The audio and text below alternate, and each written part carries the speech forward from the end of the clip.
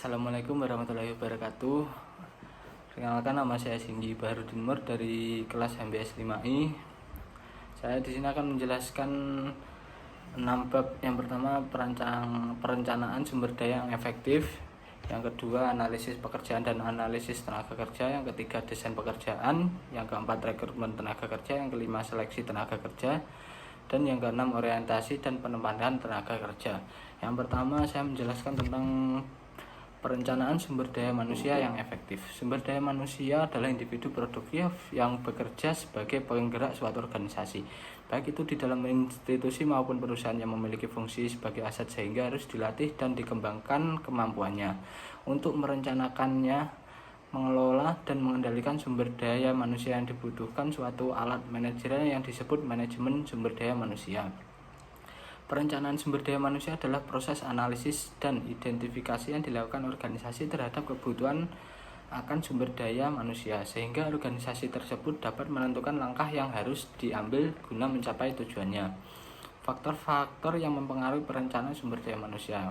Yang pertama, faktor internal. Yang dimaksud dengan faktor internal adalah berbagai hal yang pertumbuhan dan perkembangannya berada di luar kemampuan organisasi untuk mengendalikannya, seperti situasi ekonomi, sosial budaya, politik, peraturan perundang-undangan, teknologi, dan pesaing.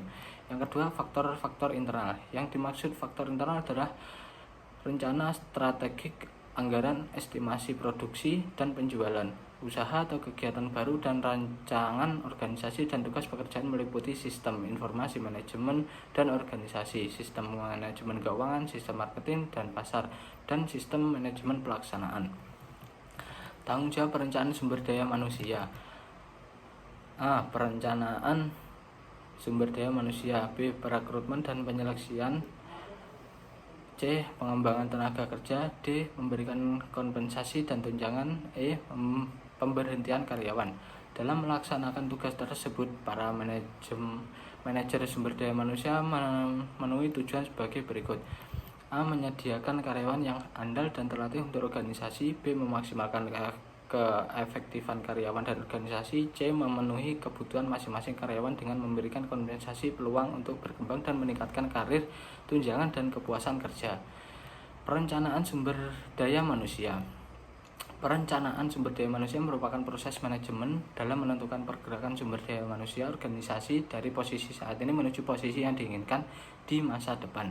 Sedangkan strategi sumber daya manusia adalah seperangkat proses-proses yang aktivitas yang dilakukan bersama oleh manajer sumber daya manusia dan manajer ini untuk menyelesaikan masalah bisnis yang terkait dengan manusia.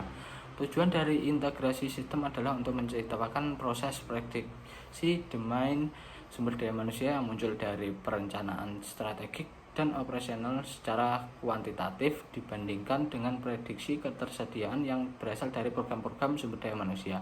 Oleh karena itu, perencanaan sumber daya manusia harus disesuaikan dengan strategi tertentu agar tujuan utama dalam memfasilitasi organisasi dapat dicapai. Bab 2. Analisis pekerjaan dan analisis tenaga kerja. Analisis pekerjaan terdiri atas dua kata, analisis dan pekerjaan. Analisis berarti sifat uraian, penguraian, atau kupasan, sedangkan pekerjaan adalah barang yang dilakukan, tugas, kewajiban, hasil bekerja, atau perbuatan. Analisis pekerjaan ini sangat penting dalam menentukan pekerjaan semua karyawan, mengingat profesionalitas kinerja karyawan sangat ditentukan dari berbagai akuratnya analisis pekerjaan dalam suatu organisasi, perusahaan, ataupun sekolah. Nilai pentingnya analisis pekerjaan: 1.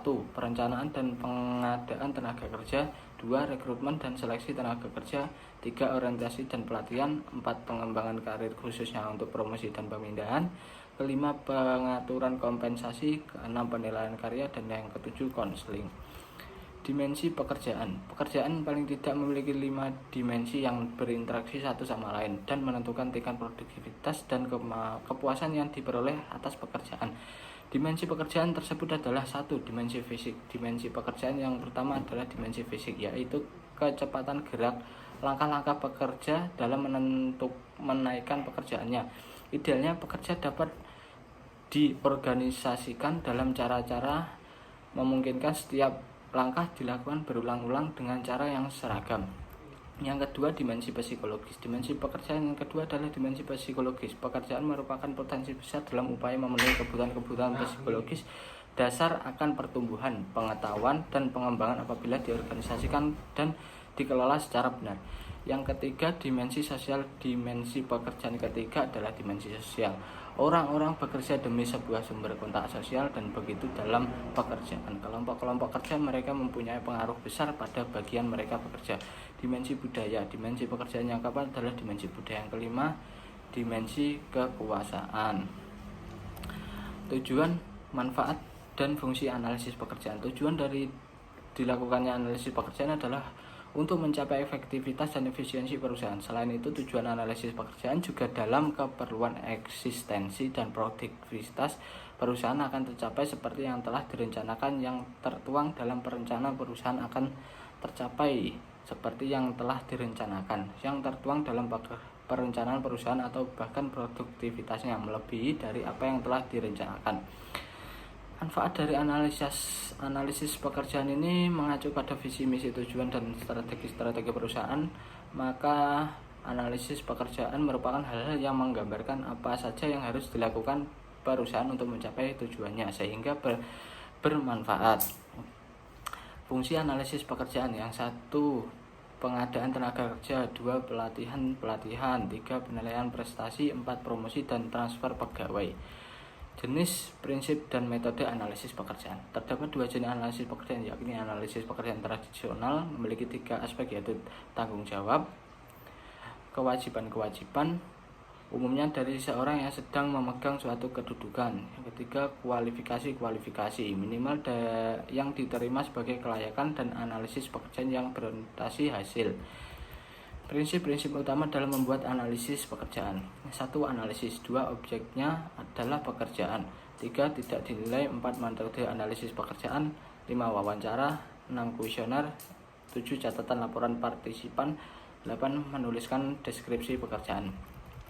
Analisis tenaga kerja. Tenaga kerja merupakan penduduk dalam usia kerja yang siap melakukan pekerjaan, antara lain mereka yang sudah bekerja, mereka yang sedang mencari pekerjaan, mereka yang bersekolah, atau mereka yang mengurus rumah tangga.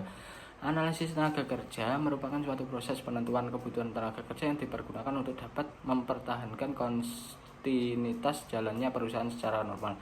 Perhitungan jumlah tenaga kerja berdasarkan workforce analysis atau analisis tenaga kerja dipengaruhi oleh tingkat absensi, tingkat labor turnover. Bab 3. Desain pekerjaan.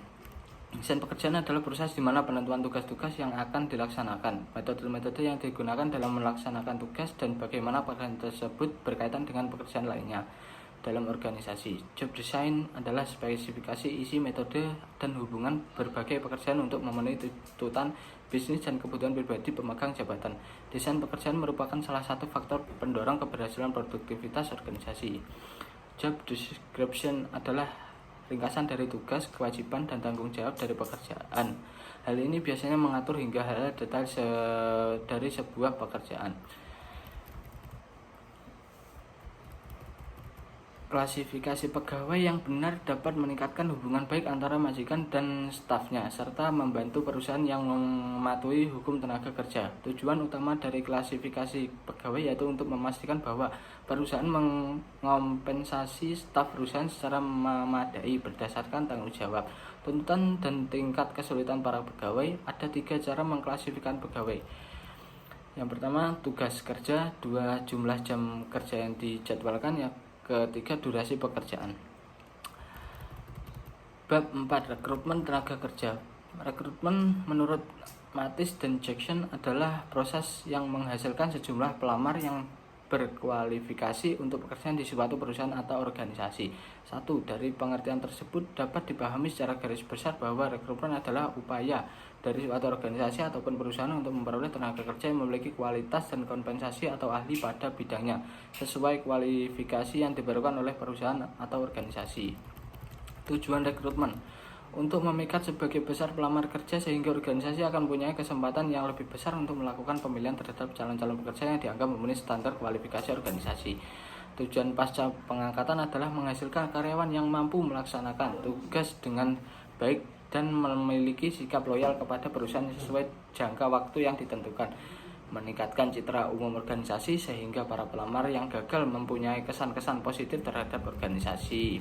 Kebijakan dalam pelaksanaan rekrutmen, kebijakan organisasi, informasi, analisis pekerjaan, dan perancangan kepegawaian. Kebijakan ini mengadu rekrutmen dalam membuat keputusan-keputusan mengenai sumber dan saluran rekrutmen yang tepat dan mengevaluasi proses rekrutmen.